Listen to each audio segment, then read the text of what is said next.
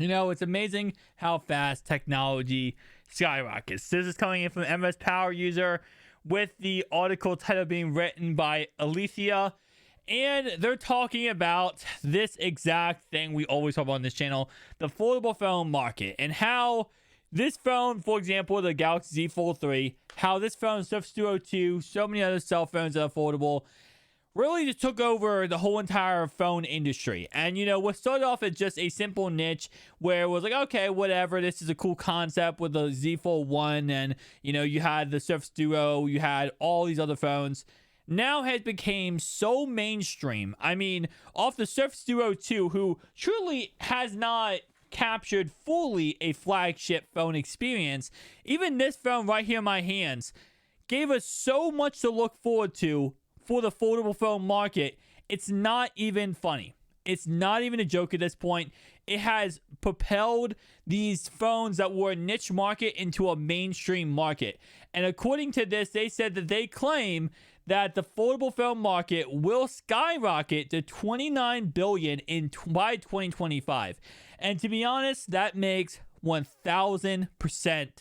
That literally makes sense so freaking much. And the main reason why is because of the fact of, first off, how expensive these phones are. Let's be honest. This phone right here is $1,600. This phone right here is $1,700 or $1,800, right? So that alone, if you have even 1 million people buy this phone versus a phone that's $400, you're automatically making more money. But it's just the amount of people every year who are getting more and more into these foldable phones. A couple years back, 3 years ago, you might have seen one foldable phone out of 100,000 people.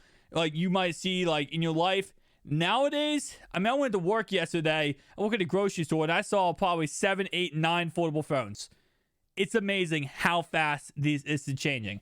So right here it does say the foldable phone market sold over 7 million flips and fold units in 2021 alone. And we always talk about on the channel many times that Samsung is projected, just Samsung, not Oppo, not Google, not all these other companies, just Samsung alone is projected to make around 10 million units this year on their Fold 4 and their Flip 4. So that goes to show how crazy that honestly is. The same source projects the market potentially sell approximately 27.6 million flips phones by this time in 2025, which is estimated value of $29 billion. Whew. Absolutely insanity. Absolutely insanity. And you know what the beautiful thing about this, right?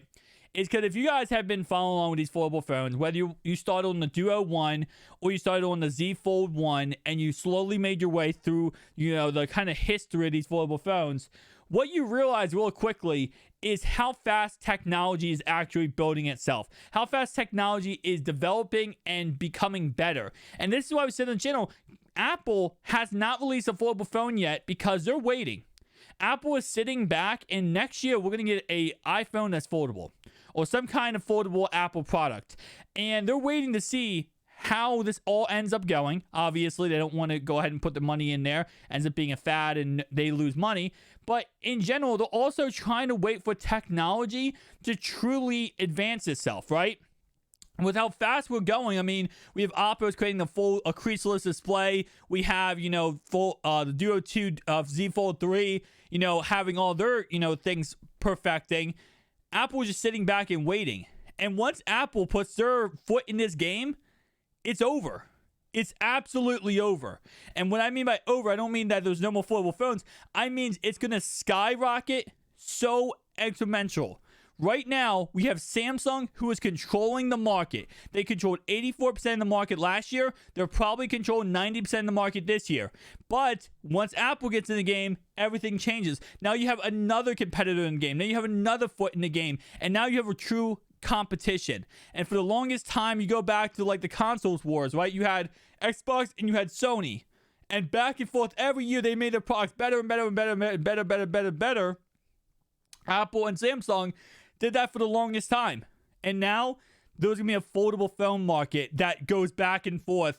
And we're going to see a better foldable phone every single year. And I truly do hope that Microsoft can get that foot in the door too. I hope Microsoft can perfect the Surface Duo 3 and make it amazing. And I think them taking a year off is absolutely amazing. Because first off, they take a year off, right? Now they're going to be in the same ballpark that whereas Apple is, right? They're going to release their phone when Apple releases their phone. Except difference is they're going to perfect their software with Android 12L. And we always saw Android 13 now has something going on.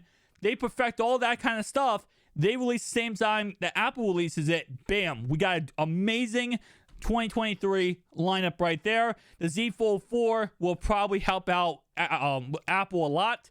Kind of get, even more information and more things. And again, keep in mind, all these companies, they're realizing, and the fact that we're buying these phones, $1,600, $1,800 phones, they're realizing, wait, we can charge whatever we want to charge.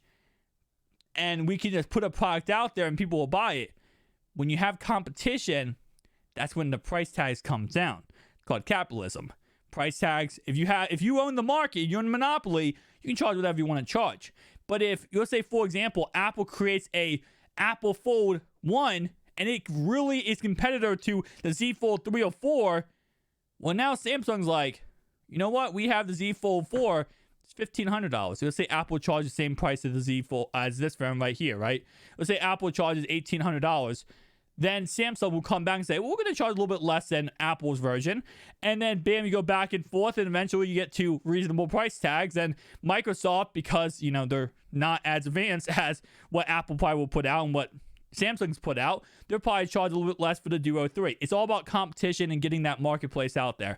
And, we already heard that Oppo's could or already is working on the Oppo's Find 5G 2, but they could also put out they could also go international.